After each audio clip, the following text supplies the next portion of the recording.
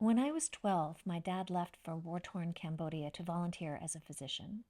He returned 4 months later with an enormous elephant tusk that sat in our living room for 44 years.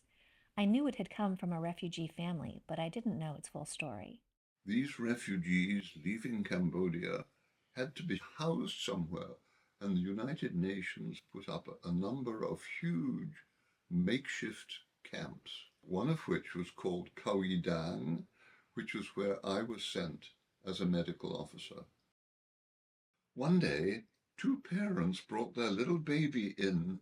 They had just crossed the border, and the baby was very, very sick. We took the baby right into the ward and started treating her, and over the next week, she made a terrific recovery. The parents were very, very happy, of course, and in fact invited me to their little reed hut. They said they wanted to thank me especially for saving the life of their daughter. All of a sudden, Mum got up and produced an elephant's tusk and said they wanted to give it to me. Here is the tusk. It has stayed with me ever since. At age 91, my dad started looking for new homes for his treasures. One day, I noticed a small inscription at the bottom of the tusk. I Googled the text and got a single result for a family living in California. Hi, I'm trying to reach Mrs. Tien Hui. My dad worked at the Cowie Dang refugee camp in 1980, and he bought an elephant tusk from Chen Hui and his wife, and we want to find them and give it back to them. So please give me a call if this is you. Thank you. Bye-bye. When I get a phone call from Alison about the test, if I'm really a dead person, give her a call back. So I cried and I said, oh my God, this is real. And everything came back. Before the Khmer Rouge, my life was beautiful. During the Khmer Rouge regime, my life like I live in hell.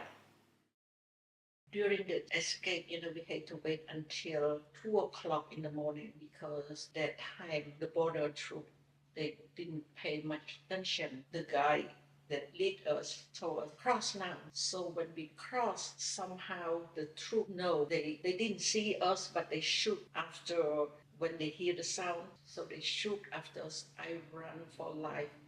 That time I hold my daughter like 7 or 8 o'clock in the morning. I had to take her to see doctor. A doctor, came up. I didn't know his name that time. He did something to make her cry. Breathing came back. Dr. Neil gave her a new life. 2 or 3 days later, the doctor that helped my daughter came to visit us. I was so happy and I said, I want to give you the task that the only thing that I have and I could give to him. He keep denying, but I said, no, take it. So growing up, I knew that Dr. Neil had saved my life. That kind of gave me a very empowered feeling to kind of live my life fearlessly. And I think that kind of transferred over into me being the artist that I am, choosing the career path of becoming a singer-songwriter and creating music that kind of embodies or tries to capture the essence of what it means to be a Cambodian diaspora. And it's led me to doing community work. It's led me to going out there and helping to create more visibility and representation for refugee and genocide survivors. When I think back on it, Dr. Neil saving my life. It's one life that he saved and one voice, but he gave me this opportunity to be a voice of my mom's generation, many voices, and touching the many lives after that. Hopefully they feel the same way when they hear my music or our story. I think that's a truly just an amazing journey for me to have.